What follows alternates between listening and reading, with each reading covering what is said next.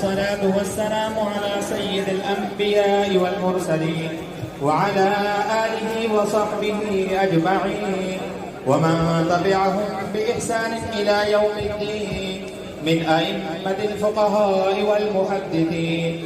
أما بعد، باب قول الله تعالى: ونضع الموازين القسط ليوم القيامة وأن أعمال بني آدم وقولهم توزن.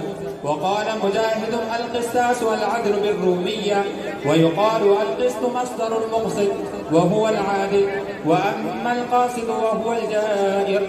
وبالسند المتصل منه إلى أمير المؤمنين في الحديث الشيخ أبي عبد الله محمد بن إسماعيل بن إبراهيم البخاري قال: حدثنا أحمد بن أشكاب قال: حدثنا محمد بن فضيل عن عمارة بن القعقاع عن أبي زرعة عن أبي هريرة رضي الله تعالى